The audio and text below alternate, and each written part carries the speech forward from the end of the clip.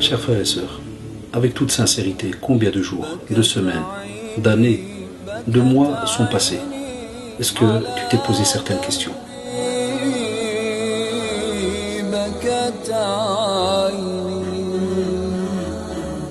Combien d'erreurs ont été commises? Combien de péchés?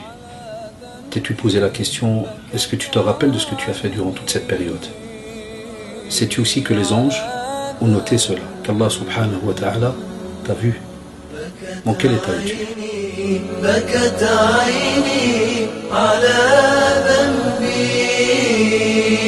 Remets-toi en question. Bismillah ar-Rahman ar-Rahim. Inna alhamdulillah, nahmaduhu ta'ala wa nasta'inuhu wa nastaghfiruh. Wa na'udhu billahi min shururi anfusina wa min sayyiati a'malina. من يهده الله فلا مضل له ومن يضلل فلا هادي له وأشهد أن لا إله إلا الله وحده لا شريك له وأشهد أن محمدا عبده ورسوله وبعد أيها الإخوة والأخوات السلام عليكم ورحمة الله. Nous revoici donc dans une nouvelle rencontre, Inch'Allah, durant ce mois de Ramadan, pour parler donc de cette grande remise en question par rapport donc à notre situation ici en tant que serviteur d'Allah subhanahu wa ta'ala sur terre, et on va parler donc aujourd'hui de ce comportement justement à avoir vis-à-vis donc de l'âme. L'âme, subhanallah, est un sujet incroyable.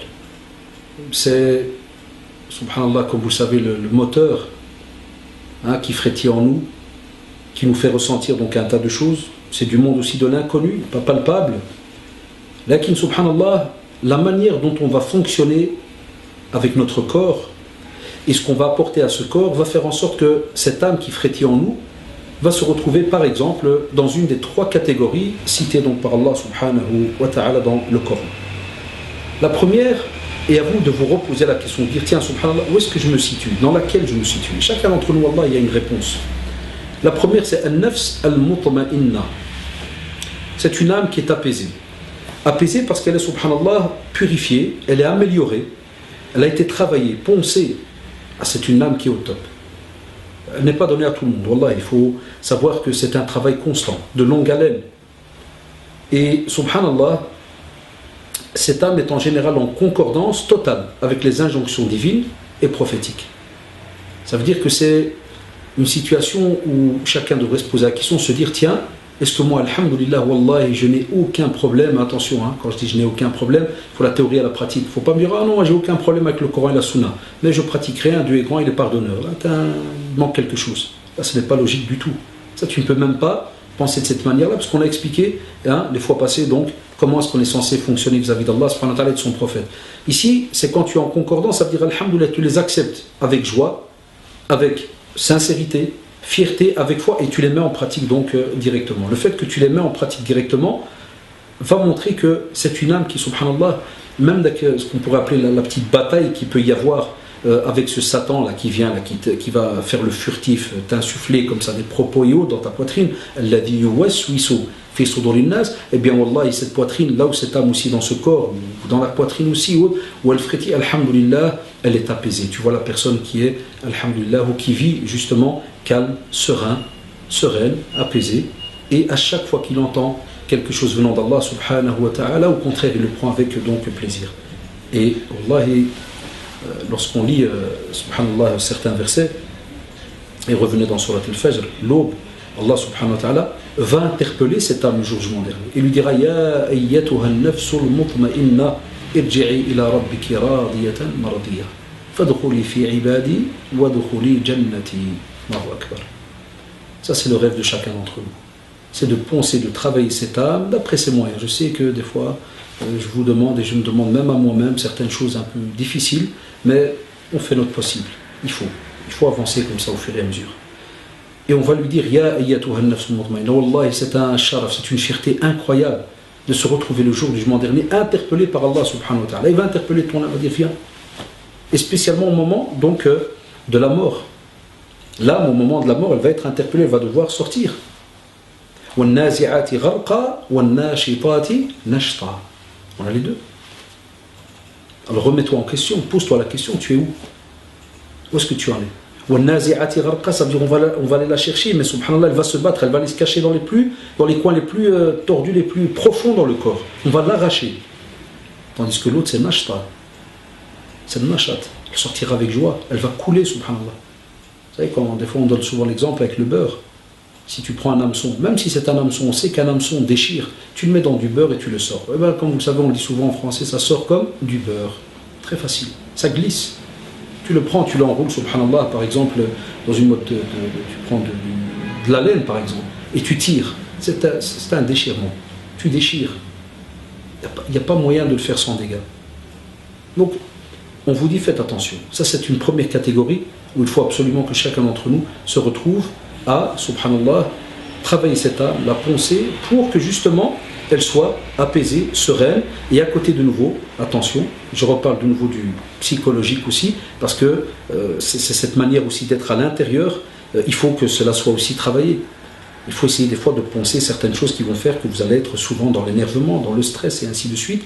De nouveau, c'est tout un travail, ça demande du temps, chacun a son caractère, chacun a sa manière de vivre, chacun a ceux qui l'entourent, est-ce que ça l'aide ou pas. Il y a des fois des personnes qui vous entourent, qui vivent avec vous, qui ne vont pas peut-être nécessairement vous aider à rester donc dans ce niveau d'âme apaisée. À vous donc, alhamdoulilah, de graviter au fur et à mesure.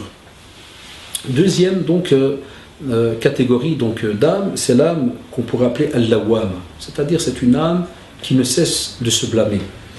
Et Allah subhanahu wa ta'ala a juré en ce sens en disant wala uqsimu bin nafsi al-lawwama. Alhamdulillah, elle est bien, mais elle est aussi un peu dangereuse. Parce que, vous savez, lorsque l'on parle de trois catégories, souvent la deuxième catégorie en général, ça nous laisse un peu perplexe parce que la première, ça c'est un peu connu dans les cours, hein, première catégorie, ben, c'est positif, la dernière en général c'est négatif, celle qui est au milieu, c'est là qu'on se fait avoir. Donc c'est pas parce que c'est la deuxième catégorie que c'est impeccable. On va se faire avoir là, dans cette catégorie-là. De quelle manière? C'est que certaines personnes vont penser que, alhamdoulilah, je suis arrivé à cette catégorie-là, donc c'est déjà bien, c'est déjà... Non, tu te fais un coup de vent, t'es balayé direct. Satan, il trouve une petite faille, t'es balayé. Donc même si on est dans une âme qui, alhamdoulilah, elle est motivée par moment par le bien, puis par moment elle est motivée par le mal, cela ne doit pas faire en sorte que vous allez dormir sur vos lauriers et vous dire c'est tout, moi alhamdoulilah j'ai déjà un pied dans la pratique, j'ai déjà ceci, la abadan. Le musulman est dans un travail constant, alhamdoulilah.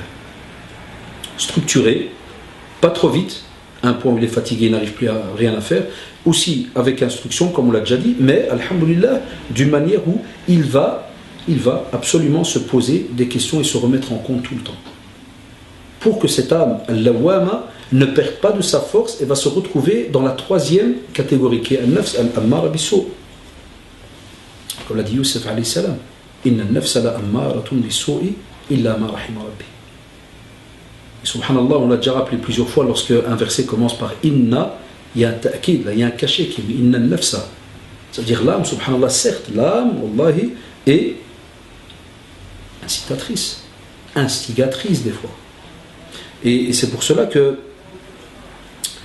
lorsque vous prenez Youssef alayhi salam, qui est prophète, donc quelqu'un choisi par Allah subhanahu wa ta'ala qui a un niveau très très élevé, et il nous fait justement ce rappel dans une sourate qui a son propre nom, sourate Youssef. Est-ce que billah alaykoum, cela ne veut pas dire que faites attention? Et c'est pour ça qu'Allah subhanahu wa ta'ala a juré justement par cette âme que faites attention, que si jamais vous restez dans cet état-là, il peut arriver que vous allez vous retrouver donc dans une situation catastrophique. Pourquoi? Parce que si jamais vous êtes dans l'Ammara bis-su' et vous n'avez entre guillemets pas fait attention lorsque vous étiez dans celle qui se blâme, rappelez wala uqsimu bin nafsi lawwama, vous tombez dans la dernière. Pourquoi on vous dit de faire attention? Parce que de nouveau il y a shabab de situations. Soit Allah subhanahu wa ta'ala te donne le bienfait de pouvoir encore vivre un peu sur terre, et là subhanallah tu recorriges et tu reviens. Il y a moyen que tu reviennes. Et si jamais subhanallah au moment où tu es tombé, Allah subhanahu wa ta'ala décide que tu quittes cette terre, qu'est-ce que tu as fait? Quelle occasion tu as eu pour revenir vers lui, pour te repentir? C'est pour cela que, on le sait très bien, beaucoup sont dans cette situation-là, et le mois de Ramadan est justement là pour nous réveiller en ce sens, et nous dire, faites attention, revenez vers Allah subhanahu wa ta'ala, profitez justement de ces portes qui sont ouvertes. C'est pour cela qu'on vous demande, alors, premièrement, de purifier votre âme, de la travailler par rapport à tout ce qui vous entourent, de faire un tri. Allah subhanahu wa ta'ala nous demande qad aflaha man zakkaha, ça veut dire qu'il y a de nouveau une muraja'a. Man zakka, ça veut dire aura réussi celui qui l'aura purifié. Wa qad khaba man dassaha. Là aura perdu celui qui va donc justement, subhanallah, la corrompre, la laisser partir, la salir, c'est fini.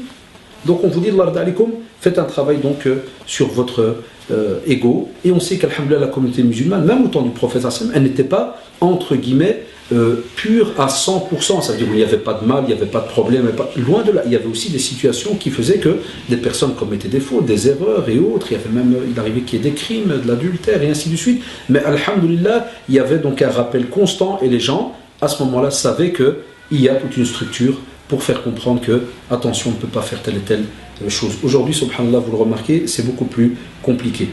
Aussi, le changement vient de vous. Al-Muraja'a, comme on le demande pour ce mois-ci, elle doit venir de vous. Inna Allah la yughayyiru ma biqawmin hatta yughayyiru ma bi anfusihim.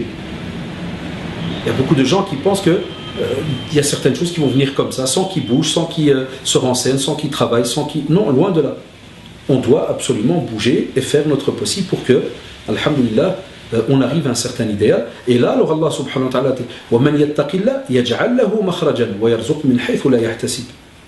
Et non, c'est celui qui justement craint Allah subhanahu wa ta'ala. Allah subhanahu wa ta'ala lui trouve donc et lui donne une issue. Ça c'est important. Et effectivement, on ne pourra donc le faire aussi que par des moyens qui sont très très importants. Le premier, c'est la crainte d'Allah subhanahu wa ta'ala. Comme l'a dit le prophète, comme l'a dit Allah subhanahu wa ta'ala dans Surat al-Baqarah, وَتَزَوَّدُوا فَإِنَّ خَيْرَ الزَّادِ التَّقْوَى. C'est-à-dire on doit prendre des provisions, on doit s'approvisionner. Mais quelle est la meilleure des provisions? C'est, comme vous savez, celle de la crainte et la piété vis-à-vis d'Allah subhanahu wa ta'ala. Et aussi donc cultiver le sens de la patience et de l'endurance. C'est un petit rappel, alhamdulillah, comme vous l'avez vu, très donc, restreint, mais qui va, Inch'Allah, je l'espère, vous rappeler un petit peu que l'on doit un petit peu revoir comment fonctionnent ces choses qu'on ne touche pas, qui sont pas palpables, mais qui frétillent en nous, et on le ressent, subhanallah, des fois quand on est dans une bonne action, bien des fois, alhamdulillah, si on est dans une mauvaise action. Donc rendez-vous, Inch'Allah, à notre prochaine rencontre. Subhanakallah wa bihamdik. نشهد أن لا إله إلا أنت أستغفرك ونتوب إليك سبحان ربك رب العزة عما يصفون وسلام على المرسلين والحمد لله رب العالمين والسلام عليكم ورحمة الله وبركاته.